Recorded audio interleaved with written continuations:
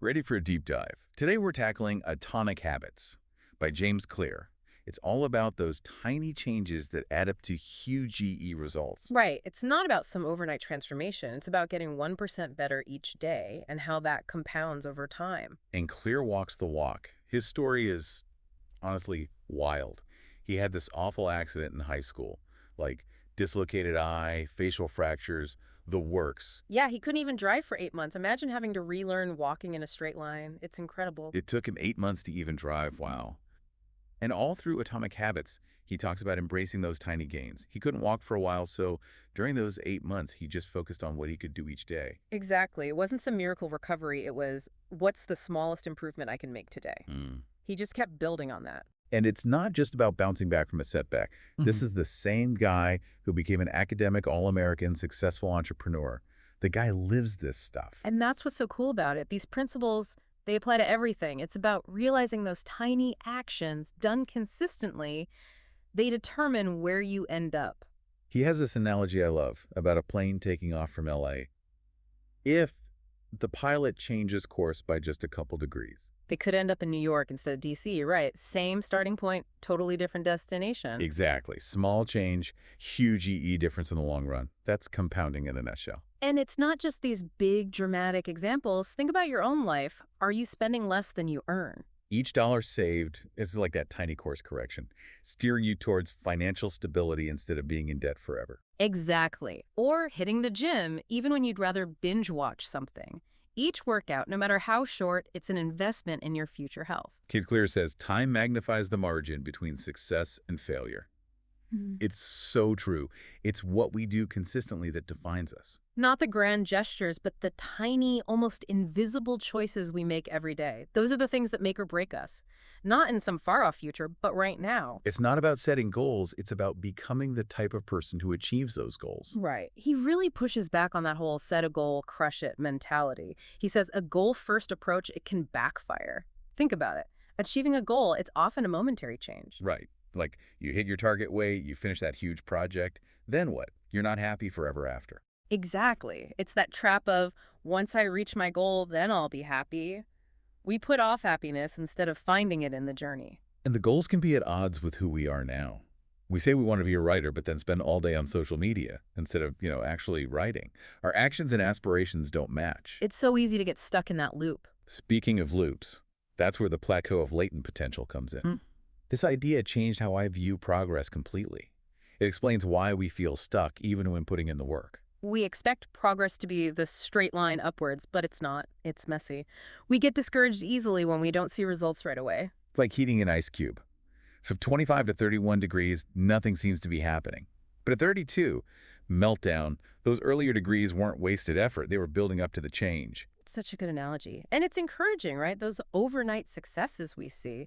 It's usually years of consistent, often invisible effort behind the scenes.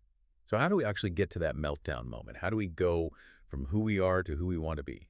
Well, that's where the rubber meets the road, right? Atomic Habits isn't just theory. It's got this super practical framework, the 4 laws of behavior change. Right. He lays out these 4 simple rules: cue, craving, response, reward. They make up the habit loop.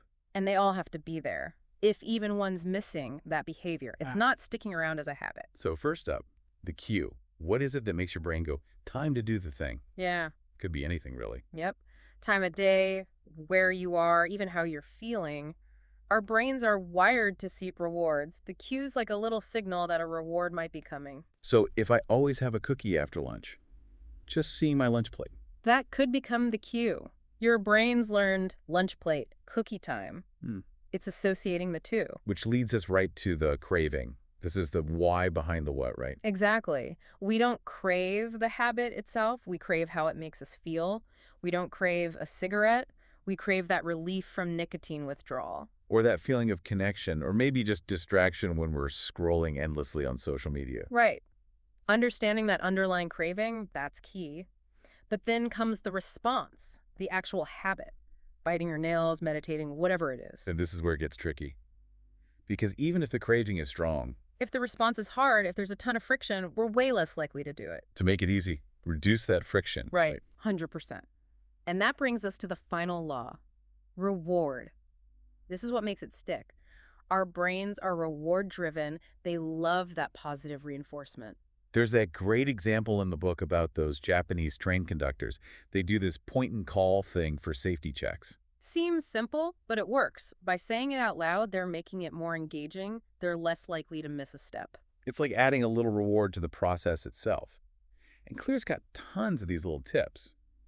To make habits obvious, he suggests implementation intentions. Love that one. Instead of I'll meditate more, you'd say, after my coffee, I'm meditating for 5 minutes in my living room. Way more specific. Takes the guesswork out of it. Then there's temptation bundling. Make it attractive. Only let yourself watch your favorite show while you're on the treadmill. Brilliant, right. You're linking something you want to do with something you need to do. And of course, the 2-minute rule. Make it easy. Don't shoot for that 5-mile run on day one.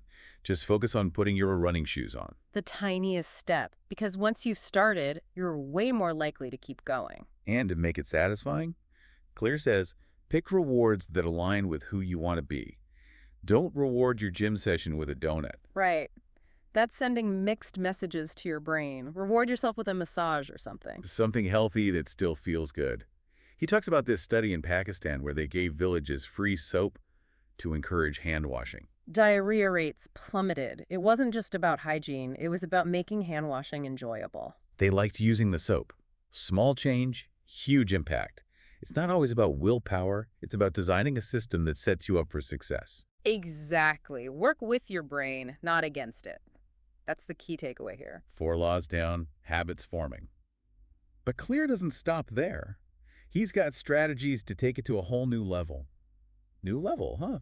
Like, what's beyond just the basics of building a good habit? Well, he gets into things like environment design. Remember that study about people buying more food when it's right there at eye level? Yeah, like out of sight, out of mind, but for habits, right? Yeah. Exactly. Design your environment so good choices are easy, bad ones are harder. Want to eat healthier? Don't hide the veggies in the crisper drawer. Put them front and center in the fridge. So it's not just about being strong-willed, it's about setting yourself up for success. Totally. And then there's habit tracking. There's something so powerful about seeing your progress, even if it's just marking little X's on a calendar. Oh, like those don't break the chain calendars. Yeah, it's motivating, and it helps you spot patterns. Like, oh, I always fall off the wagon on Fridays. Okay, maybe we need a different strategy for Fridays then. Right. Data for your habits. I love it. What else? Accountability.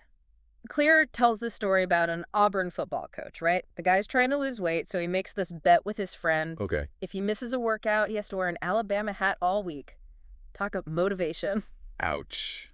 That's hardcore. But I get it. Huh? Having someone to answer to, even if it's just a hat, it makes a difference. Huge difference. And, all this stuff, it's important, but Atomic Habits doesn't just want you to add any habits. It's about finding the right ones for you. That's where the whole zone of genius thing comes in. Exactly. Don't force yourself to be good at stuff that doesn't light you up. Focus on your strength, the things that feel almost effortless. Find that thing you do, even if nobody was watching, even if you got zero credit for it. Because those are clues. Those effortless actions, the stuff you enjoy even when it's hard. That's your zone of genius. It's not about being naturally gifted. It's about finding where your natural talents lie. Then you can build habits that amplify those. So much good stuff in Atomic Habits. Tiny changes, big results. Finding your zone. It's about working with yourself, not against yourself. 100%. And isn't that what we all want? To make positive changes that last. Absolutely.